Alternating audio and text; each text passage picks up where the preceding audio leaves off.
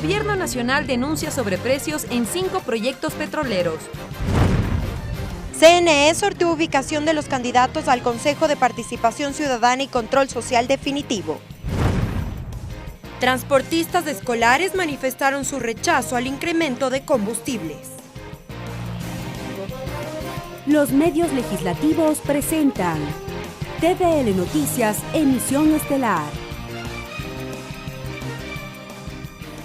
Viernes 4 de enero del 2019, amigas y amigos, bienvenidos y bienvenidas a la emisión estelar de TVL Noticias. Gracias a quienes nos sintonizan a través del canal 42 en la ciudad de Quito, también a través de la señal de la radio en todo el territorio ecuatoriano y en internet en tvl.asambleanacional.gov.es. Aquí arrancamos con el detalle de la información.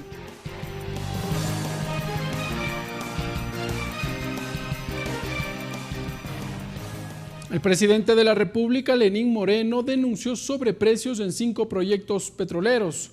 A través de una cadena nacional, el jefe de Estado se refirió al resultado de la evaluación de la Organización de las Naciones Unidas a los proyectos petroleros.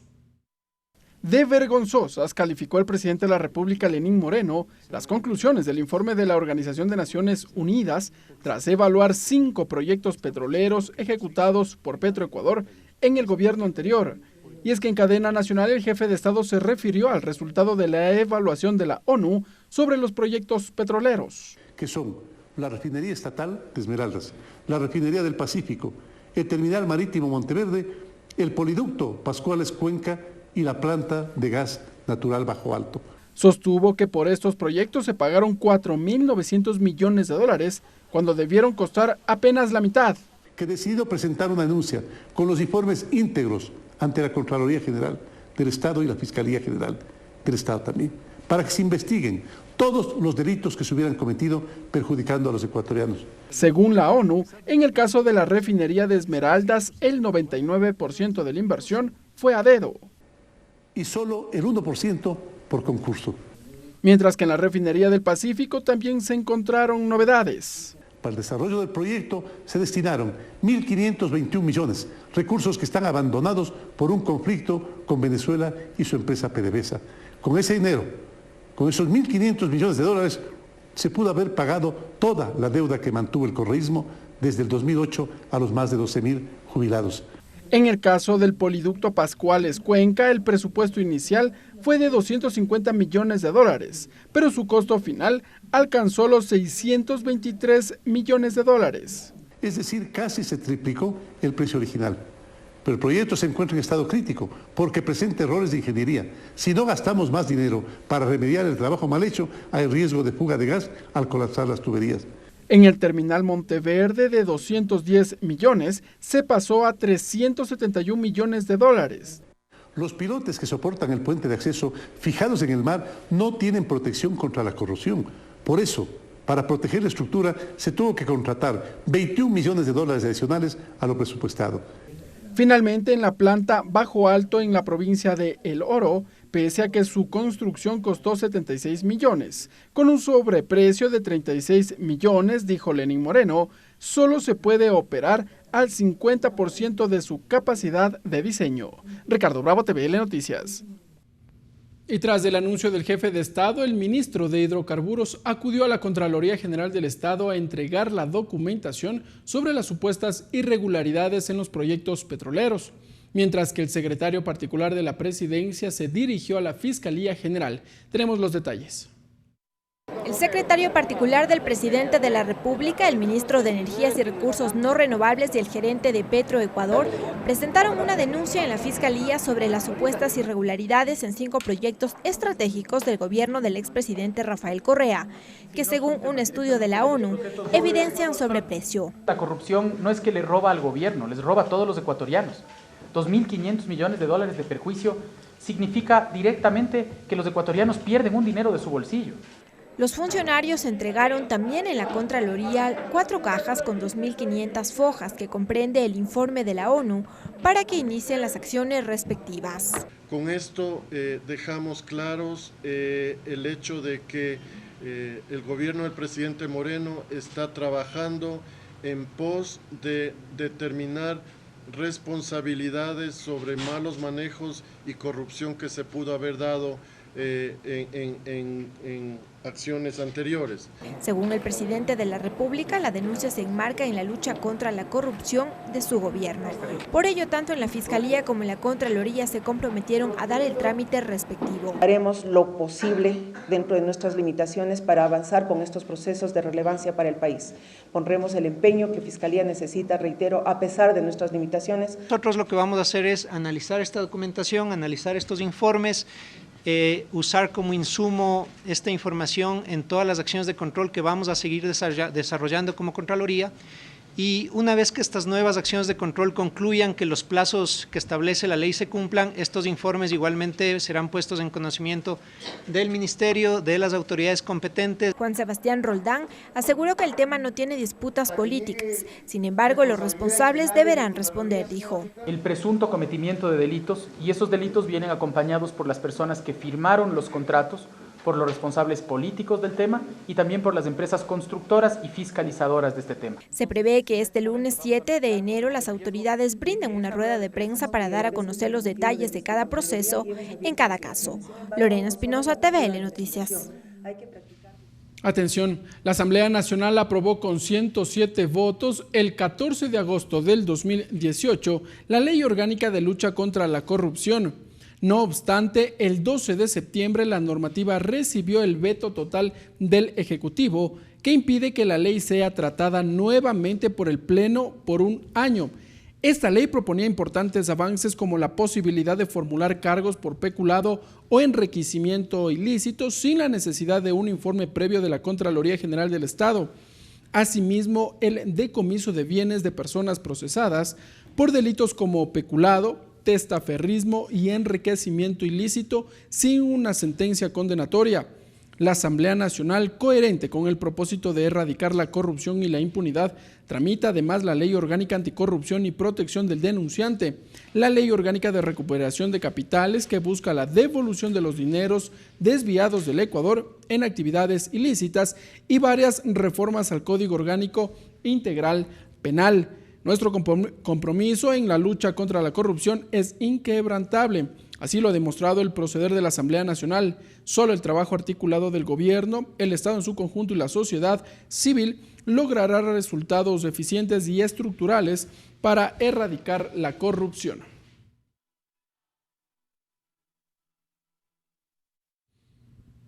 Y en otro ámbito de la información, los miembros del Consejo de Seguridad Pública y del Estado, COSEPE, se reunieron para tomar una decisión frente a la difusión de un audio en un medio de comunicación digital con un extracto de la intervención del presidente de la República sobre el secuestro y asesinato de los periodistas de Diario El Comercio en la frontera norte. En esta reunión concluyeron que se desclasificará el contenido completo de dicho audio para que se entienda el contexto y la razón de esa intervención difundida. Así lo explicó el ministro de Defensa, Osvaldo Jarrín.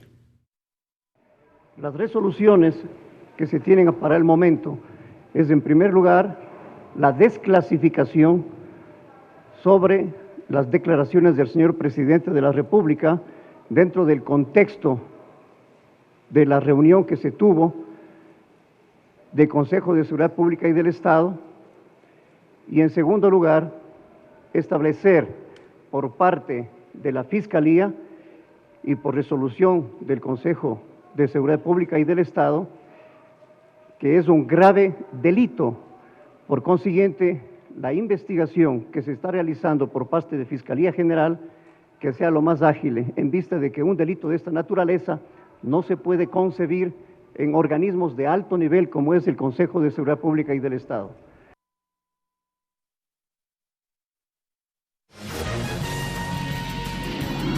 Entrevista. Y a propósito de la última reunión que mantuvo el Consejo de Seguridad, vamos a desarrollar nuestra primera entrevista. Cristian Segarra, comunicador social, periodista, familiar de integrante del equipo periodístico de Diario El Comercio. Cristian, una buena tarde, bienvenido a la televisión de la Asamblea Nacional. Muchas gracias, gracias por la invitación.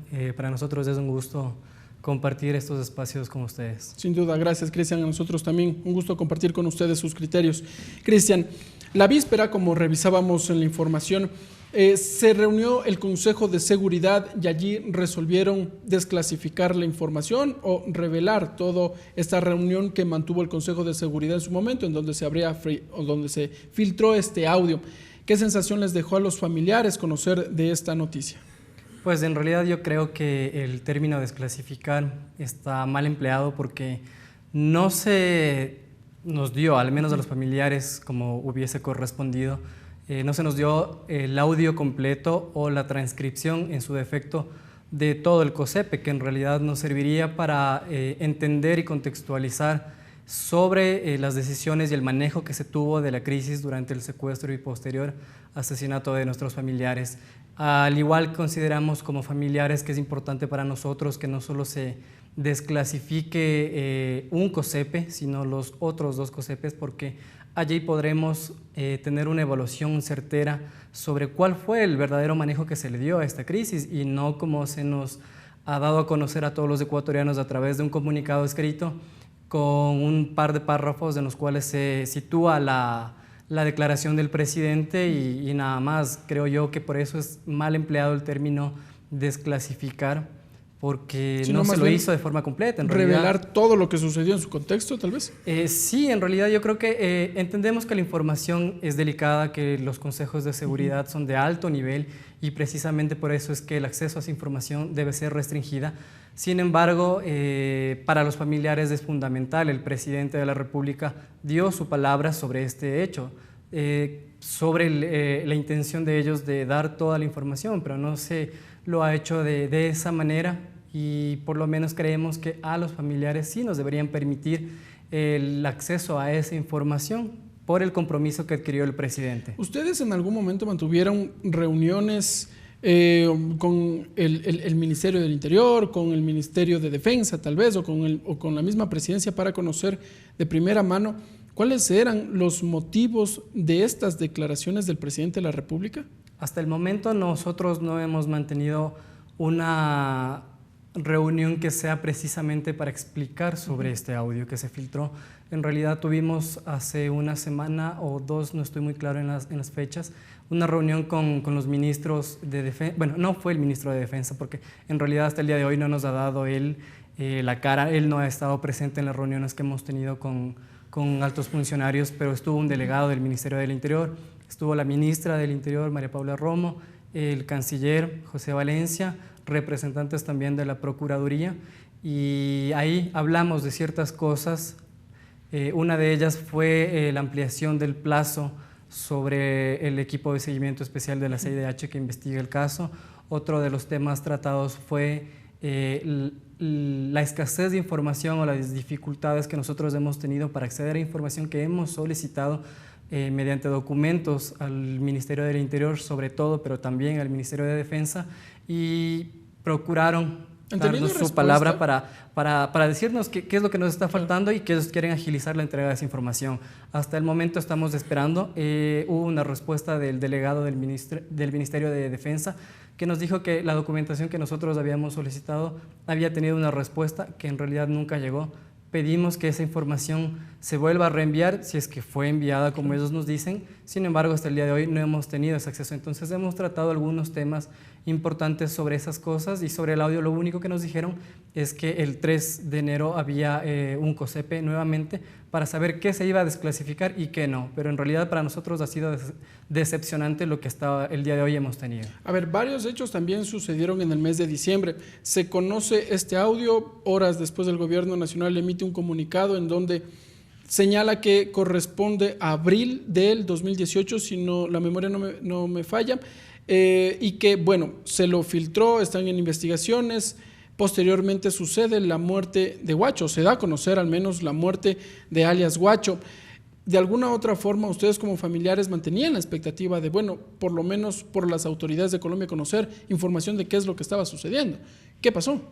Bueno, quiero ir por partes. En realidad me parece importante destacar el hecho de que las declaraciones del presidente, en mi criterio, no pueden salvarse de una crítica, porque en realidad independientemente del contexto o de las fechas, como nos hicieron ver a nosotros que decían que nuestros familiares ya habían sido asesinados, pues había todavía una pareja que estaba secuestrada y que no se sabía nada de ellos. Claro, Oscar Icati. En el comunicado se decía si correspondía a abril. Bueno, ya estas palabras del presidente no obedecían a cuando ya se conocía del deceso de Paul, Javier y Efraín. Pero ¿qué pasaba evidentemente con Oscar Icati? Exactamente, y cuál era la postura del presidente, cuando deberíamos de entender todos que un primer mandatario está ocupando ese escaño precisamente para salvaguardar la vida de sus mandantes, para precautelar la integridad del territorio nacional. Y contextualizadas o no esas palabras, para mí son muy graves, porque en realidad, ¿cuál es la vocación o el objetivo del presidente con su mandato? O sea, eso es algo que para mí todavía es muy cuestionable. Como te digo, todavía Oscar y Katy estaban secuestrados o no teníamos mayor información sobre lo que ocurría con ellos, pero independientemente de eso, hay otro nivel mucho más grande de responsabilidad y de análisis que se debe realizar, y es cómo se fuga esta información de un COSEPE. Eso es realmente grave. Mucho más allá de que el medio de comunicación, La Posta, lo haya publicado, a mí me parece que la manera en la que llega esta información de una reunión de la que nunca debió haber salido implica muchos riesgos para la seguridad del país. Entonces yo creo que ahí también hay detalles importantes que se deben analizar, que se deben dar respuesta. El presidente, en declaraciones que yo he escuchado recientemente, dice que él tiene presunciones de quién puede ser, pero al país no le importa o no le representan mucho que el presidente sepa quiénes presuntamente pueden haber filtrado este audio o no. Que ya no está en el gobierno, al menos, o que ya no está cercano a los integrantes del Ejecutivo. Pero no podemos deslindar una responsabilidad de la fuga de información de esa manera porque un funcionario esté o no, porque eso implica que la seguridad del país está en riesgo y sigue en riesgo. Porque si esa información se puede seguir filtrando de los siguientes COSEPES que pudiesen darse, ¿qué implica? O sea, estamos todos expuestos a que la información o decisiones trascendentales que se tomen para la seguridad de todos los ecuatorianos caigan en manos de personas inescrupulosas, como pudo haber sido o no en las manos de alias Guacho.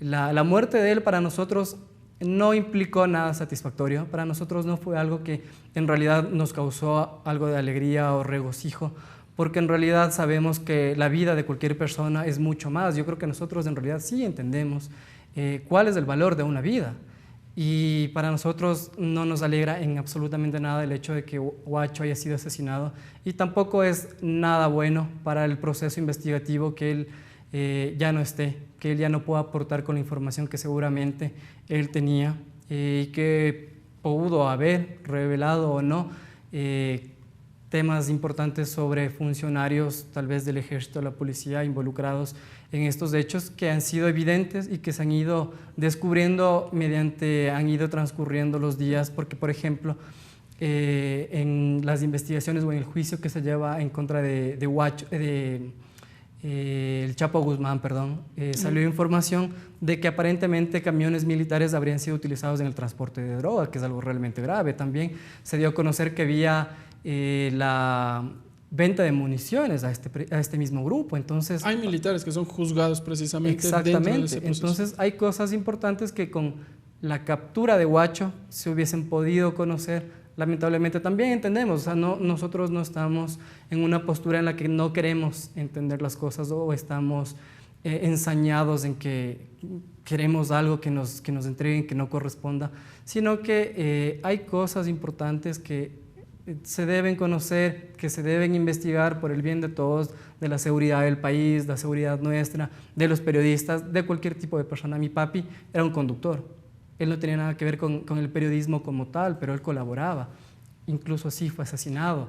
La pareja fue igual, los mismos militares compañeros que fueron asesinados. Entonces sí hay cosas importantes que se debe tratar y que no se lo ha hecho, no se han aperturado líneas de investigación por parte de la Fiscalía, por ejemplo, y todas esas cosas nos van generando muchas dudas más de las que ya teníamos. Ahora bien, Cristian, ¿cómo avanza el proceso en la CIDH? En su momento también Ecuador buscaba el levantamiento de las medidas cautelares, hubo presión para que aquello no se dé, pero entiendo que ustedes también como familiares siguen de cerca el proceso que se lleva en la CIDH.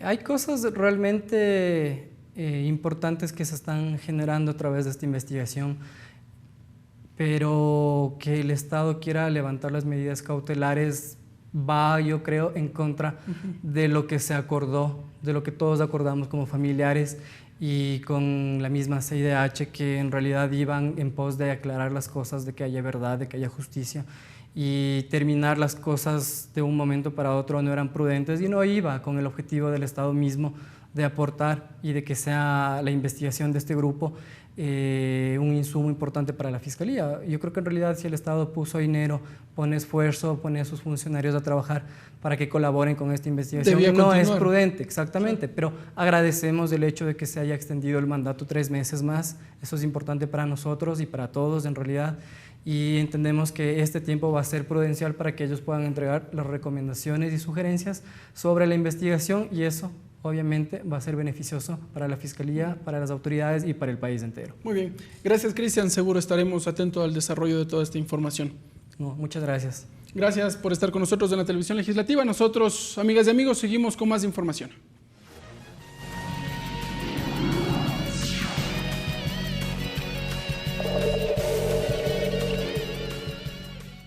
Por primera vez y a escala nacional, además también en el exterior, se elegirán a los consejeros del Consejo de Participación Ciudadana y Control Social. La mañana de este viernes, el Consejo Nacional Electoral llevó a cabo el sorteo de los 43 candidatos a esta dignidad. En total son 3 listas divididas entre mujeres, hombres y pueblos y nacionalidades.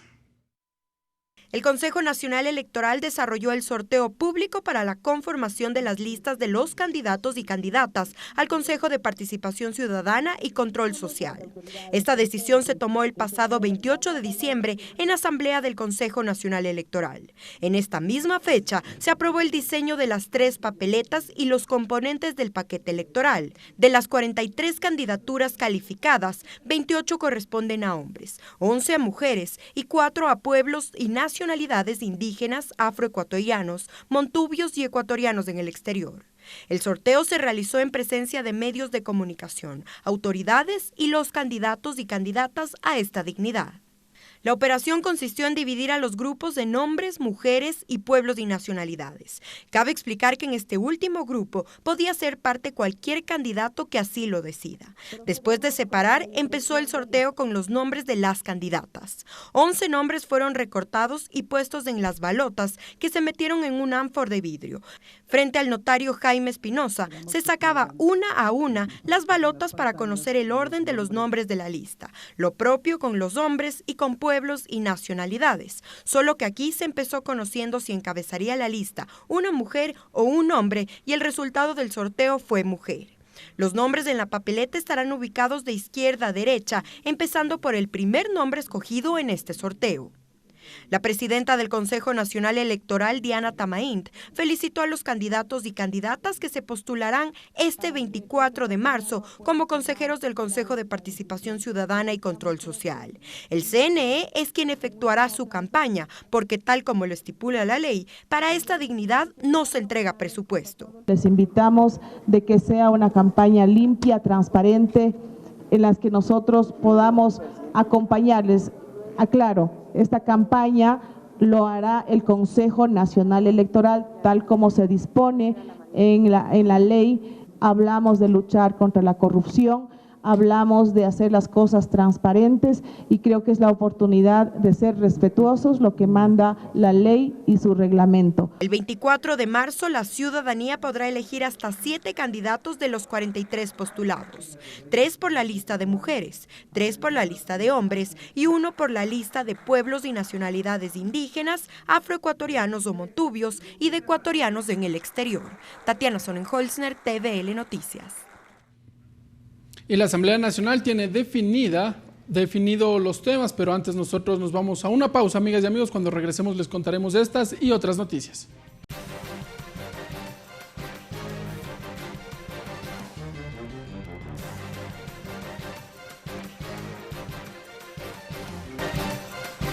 Continuamos con TVL Noticias de Emisión Estelar. Gracias, amigas y amigos, por continuar con nosotros. Ahora sí, les contamos que la Asamblea Nacional tiene definidos los temas que serán prioritarios para este 2019. Son aproximadamente 28 proyectos de ley que se tramitarán hasta mayo de este año. La titular del Legislativo anunció que se reforzarán las sesiones plenarias para dar cumplimiento con el cronograma. 28 proyectos de ley constan en la agenda priorizada del 2019 en la Asamblea Nacional. De ellas, 5 proyectos están listos para primer debate, mientras que 8 esperan el segundo debate y 15 propuestas aún se tramitan en las diferentes comisiones. Varias de las leyes que yo me he permitido poner además por comisiones, porque esto da cuenta del inmenso trabajo que están haciendo en las distintas comisiones, unas con resultados ya concluidos en las comisiones, es decir, de leyes aprobadas, otras en construcción. Para primer debate están pendientes 5 proyectos de reformas a la Ley Orgánica de Educación Intercultural, Ley de Transporte Terrestre y Movilidad Vial, Código Orgánico de Organización Territorial, Autonomía y Descentralización, Código de Seguridad del Estado y Código de la Democracia. Mientras que para segundo debate se encuentran el Código Orgánico Integral de Salud, reformas a la Ley de Empresas Públicas, la Ley de Pesca, Código de Comercio, Ley de Eficiencia Energética, Ley Orgánica de la Función Judicial, Ley para erradicar la violencia en escenarios deportivos y la Ley interpretativa a la Ley de Reactivación Económica. Yo pondría en las próximas semanas y esas 8 leyes podríamos tener aprobadas en un corto tiempo. Entonces realmente yo creo que los plazos nos pueden quedar bastante apretados, pero vamos a hacer el mejor esfuerzo por cumplir con esas expectativas. La presidenta de la Asamblea Nacional recordó que la meta de leyes aprobadas en su periodo como presidenta es de 48, de las cuales 19 ya fueron aprobadas en el 2018. Para dar el respectivo trámite y cumplimiento, manifestó que reforzarán el trabajo en el Pleno. Estamos valorando además el hecho de incrementar nuestras jornadas en el Pleno, de tal suerte de avanzar y de poder tener mayores jornadas direccionadas al tema legislativo fundamentalmente. El primer ciclo del periodo legislativo culmina en mayo de este año. Lorena Espinosa, TVL Noticias. La Asamblea Nacional arranca el 2019 con nuevos rostros. Varios legisladores se principalizaron luego que 14 exasambleístas presentaran su renuncia para candidatizarse en las elecciones seccionales de marzo. Los flamantes parlamentarios comentan los temas en los que se concentrará su trabajo. Tras la renuncia de 14 legisladores que dejaron sus curules para candidatizarse en las elecciones del próximo 24 de marzo, en este 2019 ya se principalizaron sus asambleístas alternos y desde ya tienen definidos los temas que serían prioridad en su faceta como parlamentarios. Las expectativas pues son muy esperanzadoras de que podamos seguir haciendo un trabajo con honestidad, dedicadas a lo que el pueblo espera de nosotros y pues trabajar combatiendo la corrupción. Seguimos con los proyectos porque Social Cristiano manejamos proyectos, bajamos un proyecto y sobre todo en Esmeralda manejar por defender la provincia, por defender la parte de la salud. El asambleísta Juan Bustamante reemplaza a la ex legisladora Sonia Palacios. Asegura que enfocará su trabajo en leyes relacionadas con el agro y el cuidado del medio ambiente. Los impactos como son productos químicos, algunas situaciones que se dan y que a veces no tenemos conciencia del daño que hacemos al ambiente. Esteban Torres formará parte de la Comisión de Justicia en reemplazo del exasambleísta Luis Fernando Torres. Al ser abogado también tiene claro los temas en los que concentrará su trabajo.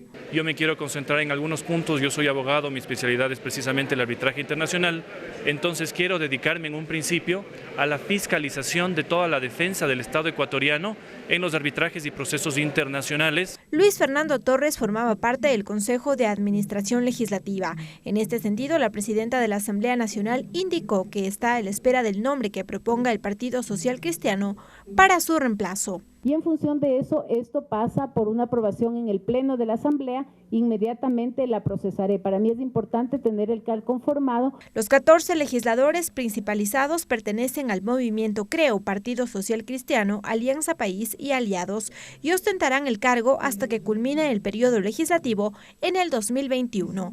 Lorena Espinosa, TVL Noticias.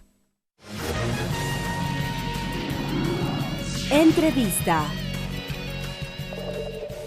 Y ahora, amigas y amigos, vamos a pasar revista a lo que se avisora en el panorama económico para este 2019 en la siguiente entrevista. Carlos de la Torre, economista, analista económico, catedrático universitario, exministro de Economía y Finanzas.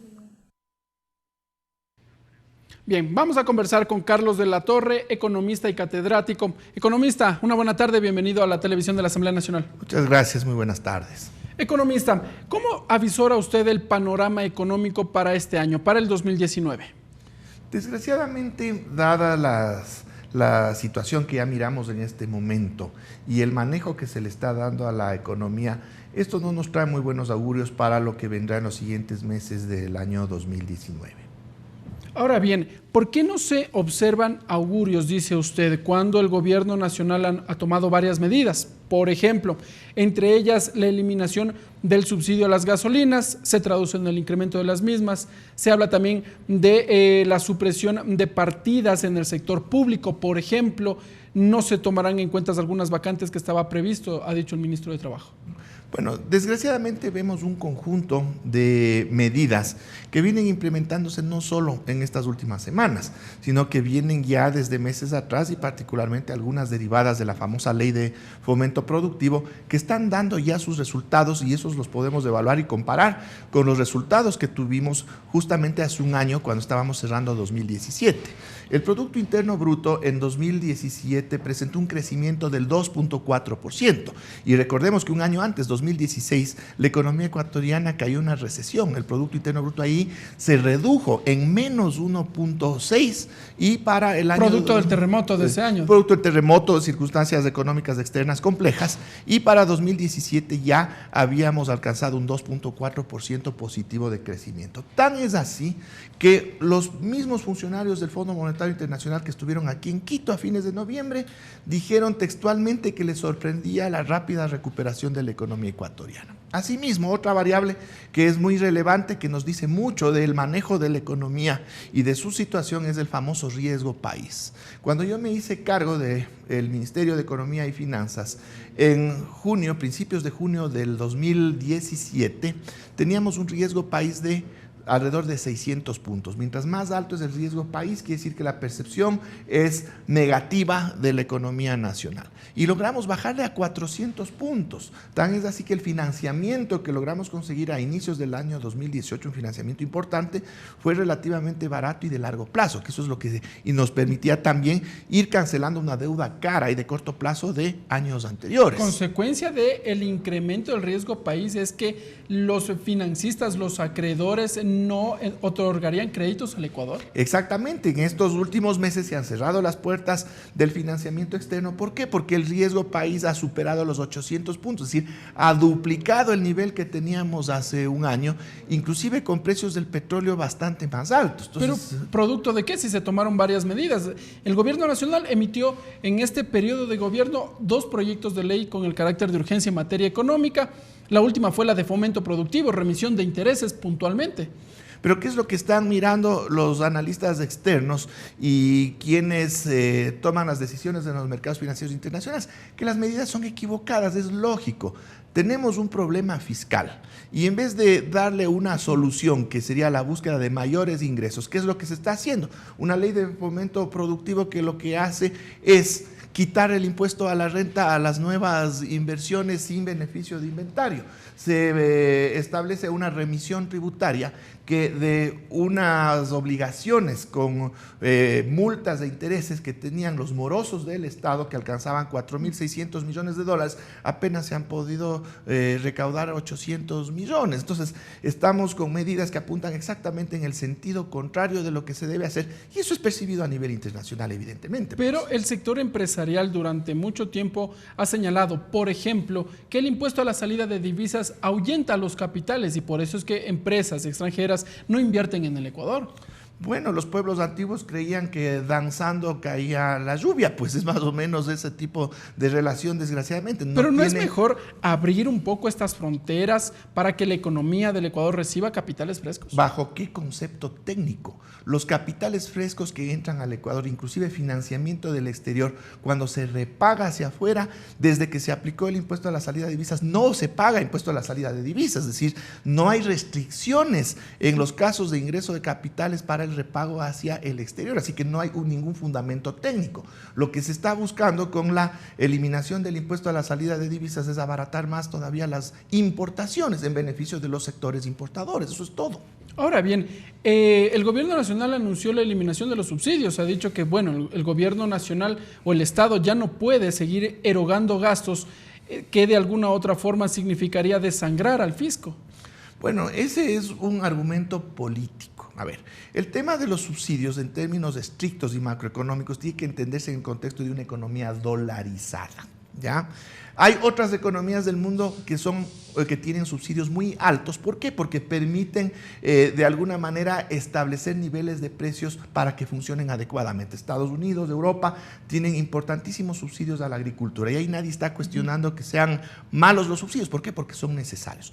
En una economía dolarizada, que por el mismo hecho de que tenemos al dólar como moneda, hemos perdido competitividad, es decir, nuestros costos de producción son más altos y eso ha impactado ya a lo largo de todos estos años de forma negativa en nuestras exportaciones, frente a lo que sucede con países de la región que tienen su moneda propia, que cuando enfrentan algún problema macroeconómico enseguida devalúan su moneda y con eso ajustan su nivel competitivo. De alguna otra nosotros forma. no podemos hacer eso. Entonces nos quedan otro tipo de herramientas que entran, por ejemplo, dentro del espacio de lo que se llama devaluación fiscal. Cuando yo propuse ese concepto y yo explicaba ese concepto, fui atacado muy duramente desde estos sectores que lo que buscan es un beneficio muy particular a sus intereses. Es decir, mantener el capital dentro del país, que no salgan, y precisamente una de esas medidas es el impuesto a la salida de divisas. No, son los subsidios, porque ¿qué significa los subsidios a los combustibles? En los costos de producción de la economía, los costos de transporte pesan bastante.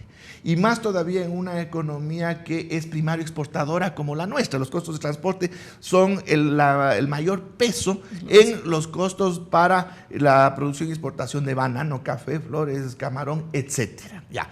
Si se incrementa el precio de los combustibles, incrementamos los costos y perdemos todavía más competitividad y vamos a perder exportaciones en el exterior y vamos a encarecer muchos de los productos a nivel local. Entonces no es que los subsidios tienen que entenderse solo desde una perspectiva fiscal, es un sacrificio fiscal en aras de conseguir un beneficio macroeconómico que está orientado a generación de empleo, de producción, en generación de divisas en el exterior para que ingresen a una economía dolarizada. Entonces tiene que entenderse desde esa perspectiva, pero desgraciadamente parecería que esta disminución de los subsidios en los combustibles más bien obedece a un juego de sumas y restas, lo que se deja de recaudar por la remisión tributaria, que a la final es otro subsidio, se les está subsidiando a quienes no querían pagar sus impuestos. O que se les cobre a las grandes empresas que todavía mantienen deudas con el Estado. Esa sería una solución, pero ¿qué es lo que se hizo ya? Con los beneficiarios de la remisión tributaria terminaron pagando menos de lo que establecía la ley antes de que se imponga este mecanismo. Entonces ahora se les ha subsidiado a ellos. ¿Cómo se está financiando ese subsidio? Retirando este otro subsidio a los combustibles que a la final terminamos pagando todos los ecuatorianos. Pero finalmente, ¿cómo se puede entender cuando se encuentra un grupo, por ejemplo, el gremio amarillo, el sector del taxismo, que reclama una compensación? Lo han dicho también el gobierno nacional, para el 15 de enero prevé la liberación del precio de la gasolina del diésel. El sector pesquero y camaronero seguramente también buscarán acuerdos para que a este sector no se vea afectado. Justamente estos acuerdos reflejan o de alguna manera evidencian la inconsistencia del argumento político de la reducción de los subsidios. Se ha dicho desde varias instancias que la reducción de los subsidios está orientada a transparentar la economía, a que los precios respondan al mercado, que supuestamente eso beneficia a todos los ecuatorianos. Pero el momento en que hay ciertos sectores que también son grupos de presión y que van a verse afectados por la reducción de estos subsidios, no, entonces a esos les damos una compensación, a estos otros no les vamos a aplicar la reducción del subsidio, etcétera, etcétera. Entonces, ¿dónde está la coherencia en el sentido de la transparentación de los precios? No es así, es simplemente una medida que está orientada a ver desde dónde se puede raspar un poco de recursos para compensar lo que se dejó de percibir por estas medidas malhadadas que se han aplicado en el marco de esta ley de fomento productivo. Usted fue el primer ministro de Economía del actual gobierno y durante su periodo también se manejó este criterio de que la situación actual del gobierno o la situación actual de la economía puntualmente obedece a las decisiones tomadas durante los últimos 10 años. ¿Es así? No, porque el manejo de la economía es un manejo del día a día. Evidentemente hay elementos estructurales que vienen desde el pasado, pero hay ciertas variables que responden de forma inmediata a cómo se va gestionando la economía en el día a día. Yo estoy poniendo claramente cifras de cómo se cerró el año 2017 y cómo se cerró el año 2018. Vemos que hay un deterioro notable de las variables económicas fundamentales y eso no puede ser consecuencia ni de los 2 años anteriores, ni de los 5, ni de los 10 años anteriores. Son resultado, estas caídas de muchas de las variables, del ejercicio en los últimos 4 o 6 meses, nada más pues. ¿No obedecen a las decisiones del último gobierno del expresidente Rafael Correa? Ni desde la teoría, ni desde la práctica. Se habló de un sobreendeudamiento. Por ejemplo, el Contralor General del Estado conformó una comisión técnica, se dijo, para evaluar, para obtener documentos respecto de la deuda pública y se dijo que bordeaba los 60 millones de dólares, 60 mil millones de dólares. ¿Cuántos meses no hemos vuelto a oír del tema del sobreendeudamiento? Encima las autoridades actuales han tenido que acudir a nuevo financiamiento porque es necesario. No puede manejarse desde una perspectiva política. Inclusive ese manejo político ha incidido en el incremento del riesgo país, el tema del sobreendeudamiento. Supuesto, a ver, para que nos digan que estamos sobreendeudados, tiene que ser comparado con algo, no puede ser un concepto absoluto. Sobreendeudados respecto a quién o a qué. Hay ya un informe de la CEPAL, Comisión Económica para América Latina de las Naciones Unidas, que establece que el Ecuador no alcanzó el 40% de deuda pública en el 2017 y bordeó ese 40% en el 2018.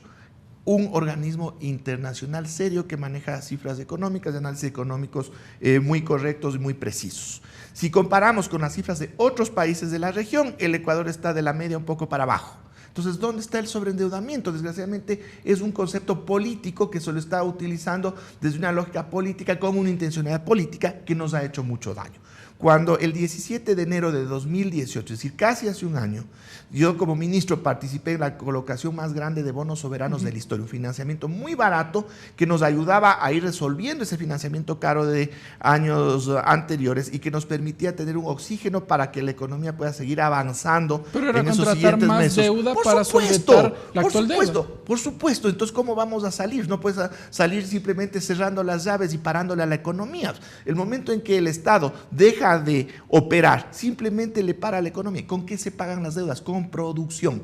Y la producción depende en gran medida del gasto público. Eso tiene que entenderse aquí y en cualquier parte del mundo. Entonces uno tiene que seguir financiando, pero obviamente con los cuidados respectivos para que ese financiamiento cada vez sea menor.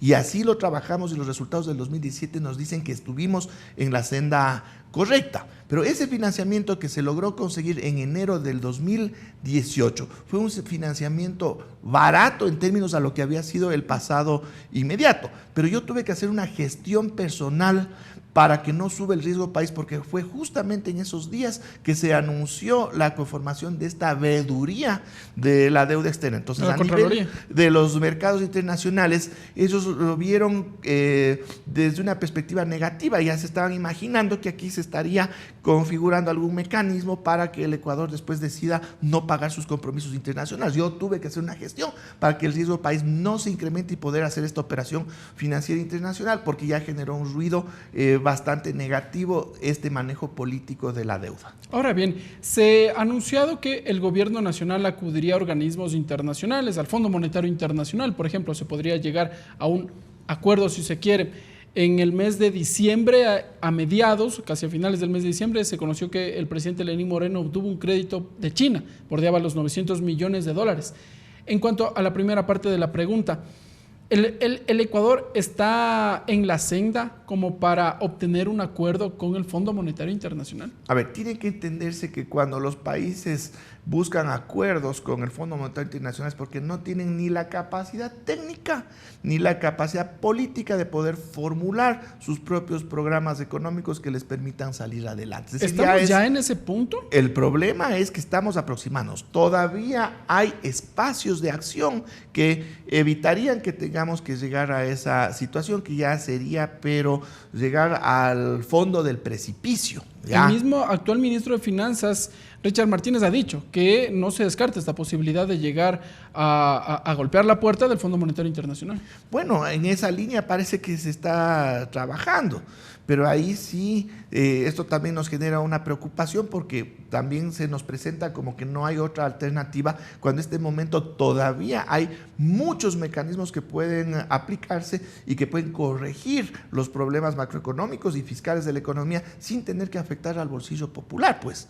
Y ahí yo puedo citar una decena de medidas que estuvieron ya en carpeta, pero por circunstancias políticas no fueron adoptadas, y eso también fue una de las razones por las cuales yo ya no continué en el gobierno. Uno, no se debió haber hecho una remisión tributaria. Yo estuve totalmente en contra de eso. Se le debió dar más poder al SRI, se le debió dar la capacidad de coactiva al SRI para que cobre las deudas pendientes. Pero se efectuaron también remisiones de multas, recargos e intereses años atrás. El 2015 fue la última. Yo estoy en desacuerdo con todas, porque se han hecho antes o después no quiere decir que con las de antes yo estoy de acuerdo o desacuerdo. Eso no se puede aplicar.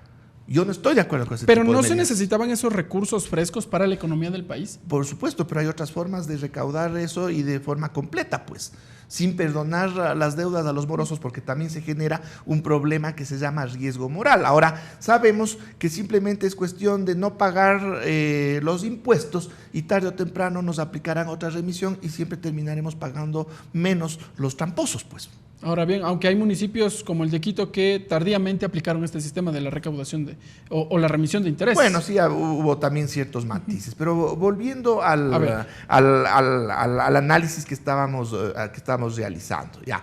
¿Qué medidas se podían aplicar? Uno, darle al SRI más poder de coactiva. Dos, revisión del crédito tributario, porque a título del crédito tributario hay un elevado nivel de elusión. Vamos a hablar con cifras ya calculadas con toda la rigurosidad del caso. Solo manejando adecuadamente el crédito tributario se podrían recaudar $400 millones al año.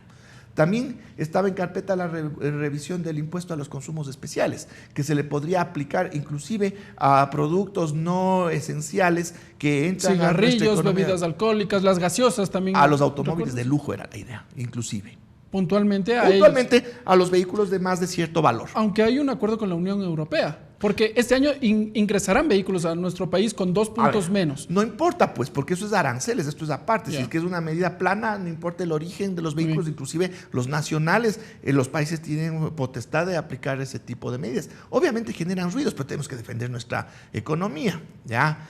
Tercer mecanismo, ¿ya? Fortalecimiento de las aduanas. Ahí ya establecimos la tasa de los 10 centavos que fue boicoteada, que no era un tema de recaudación, sino que al aplicar esa tasa se podía revelar su facturación. Solo controlando la subfacturación se puede tener unos ingresos adicionales de $700 millones al año. Eso es como nos están perforando las aduanas, inclusive empresas importadoras. Es conocido que en el sector de las aduanas es donde existe esta mayor cantidad de contrabando, sobre todo. Exactamente. Entonces, ya vamos sumando toda esta cantidad. ¿Qué otra medida se puede aplicar de recursos? Ya.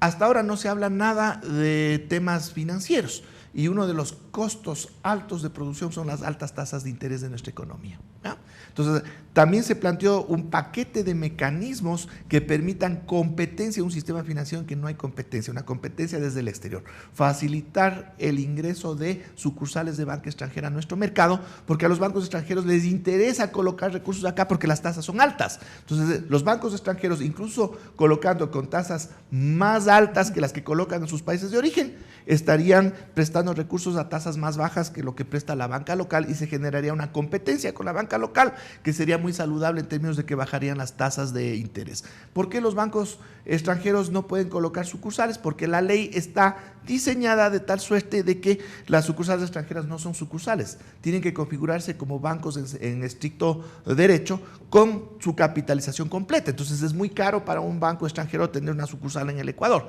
Liberando todas esas trabas, bancos extranjeros estarían dispuestos a colocar recursos y con algunas regulaciones para tener bajo control esta operación, lograríamos que entren recursos a la economía, se genere crédito principalmente para la producción y estaríamos también sosteniendo la dolarización. Repatriación de capitales, se ha insistido mucho en esto. Hay recursos colocados en los paraísos fiscales, ¿regresarlos al país? Sí, pero ahí estamos en una lógica hasta parecida a lo de la remisión tributaria, es decir, hacernos de la vista gorda en relación al origen de estos recursos que pueden no necesariamente ser lícito, simplemente para buscar que regresen al Ecuador. Pero ahí viene otro problema, regresan al Ecuador, pero ¿para colocarse en qué? Para que puedan colocarse, tiene que haber una dinámica de producción que pueda absorber esos recursos. Y esa dinámica de producción tiene que generarse desde otros espacios, inclusive desde la inversión pública, que ha sido recortada notablemente en el año 2018. Voy a caer en un cliché en el que se ha escuchado a lo largo de este tiempo: reducción del aparataje estatal. Bien. Esto, traducido en buen romance, se puede decir que son nuevos despidos, desvinculaciones. Peor que eso. Vamos con algunas cifras para poder construir el argumento. 88% de la nómina se va para el pago de los sectores de los trabajadores de la salud, los maestros y de la seguridad. El 82% de las compras públicas van a los mismos sectores. Más de la mitad de la inversión pública va para la construcción de escuelas, de hospitales, etcétera. Entonces, si es que nosotros aplicamos un recorte importante del Estado, no lo tenemos que medir en millones de dólares, tenemos que medirle en cuántas cirugías y atenciones médicas ya no se darán a ecuatorianos pobres y cuántos ecuatorianos morirán por no poder acceder a estos servicios de salud porque no tienen dinero, cuántas madres morirán ahora al no poder dar a luz en maternidades porque no tienen recursos. ¿Cuántos jóvenes y niños ya no podrán acceder a educación y entrarán en el círculo de la pobreza por quedarse en el analfabetismo porque ya no habrá escuelas ni maestros? Ese no es el camino. ¿Cuántas toneladas adicionales de droga circularán por el país? Esa es la reducción del Estado. No es lo que nos han pintado y que nos presentan, que es un conjunto de burócratas vagos que cobran el sueldo sin hacer absolutamente nada y están entorpeciendo las actividades privadas de los ecuatorianos. Ese no es el Estado. Evidentemente hay de esos casos, ¿ya? Pero la respuesta para eso, la solución, no es el recorte del Estado. Hay que hacer una optimización, evidentemente, pero es como decir que porque hay conductores que se pasan los semáforos en rojo, mejor quitemos los semáforos. Es decir, las soluciones reales no van por ese lado y más bien van desde una perspectiva netamente contable en términos de gasto público, sin entender que detrás hay personas, que detrás hay producción, que detrás hay empleo. Gracias, economista, por estar con nosotros en la televisión de la Asamblea Nacional. Nosotros, amigas y amigos, seguimos con más información.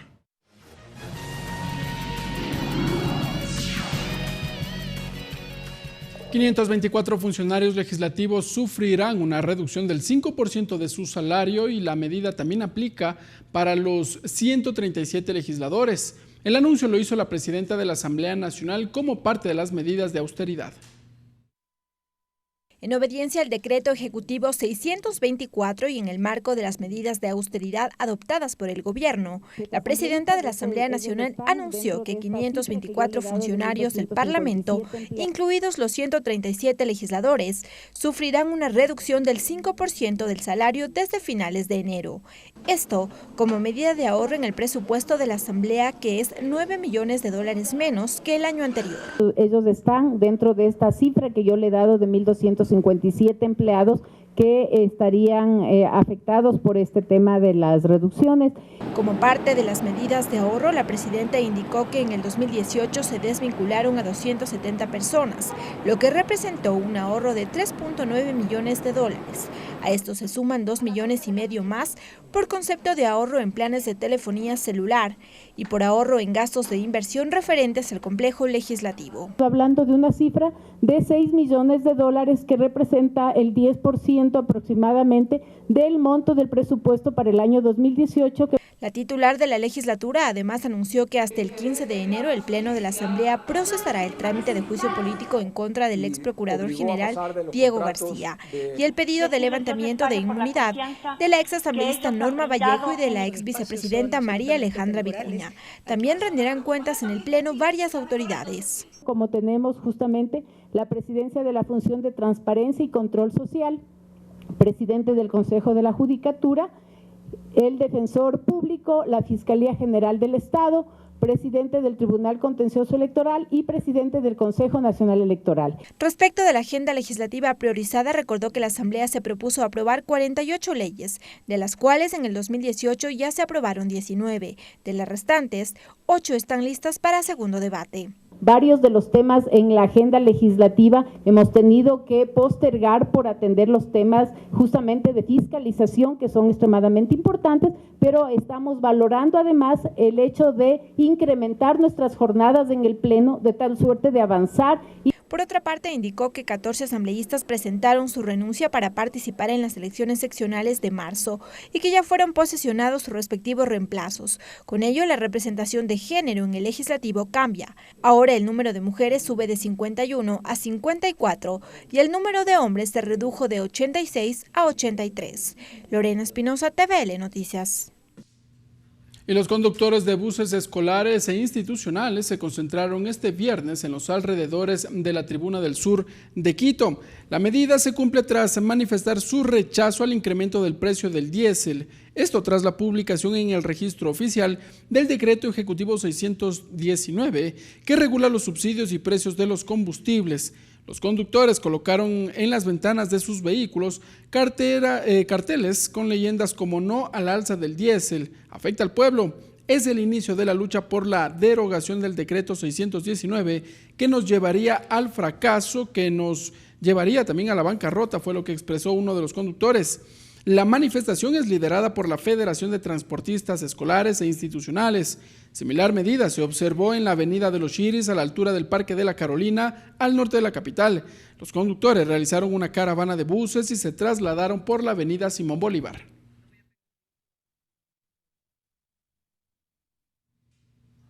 En otro ámbito de la información, a 2 días de celebrar la fecha del Día de Reyes, fecha en la que es la tradición cristiana, se recuerda a los 3 Reyes Magos, Melchor, Gaspar y Baltasar, cuando acudieron al nacimiento del niño Jesús para llevarle sus regalos.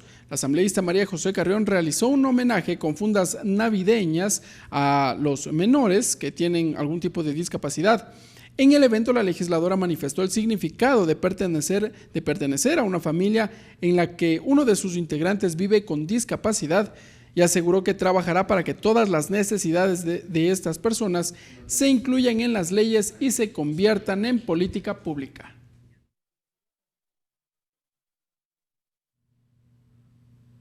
Bien, amigas y amigos, ahora la agenda cultural con nuestra compañera Tatiana Sonnenholzner.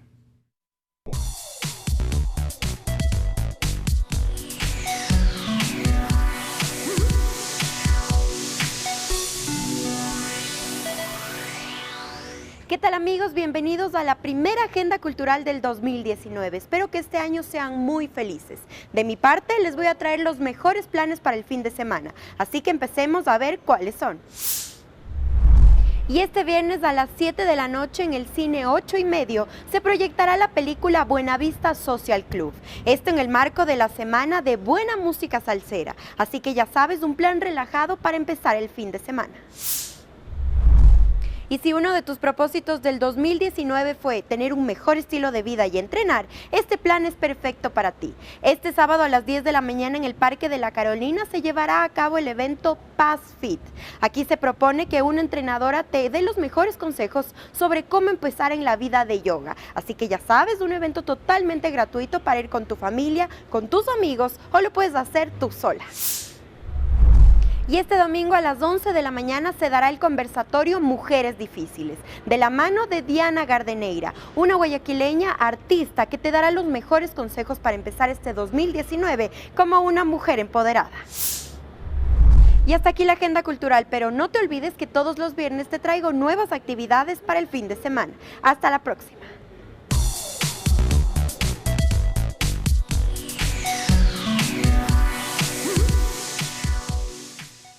Gracias, amigas y amigos. De esta forma nosotros cerramos la tercera emisión de TVL Legislativa, emisión estelar. Los esperamos en nuestras próximas ediciones, la emisión dominical y la próxima semana con toda la información en el Parlamento ecuatoriano. Que tengan un buen fin de semana. Los medios legislativos presentaron TVL Noticias, emisión estelar.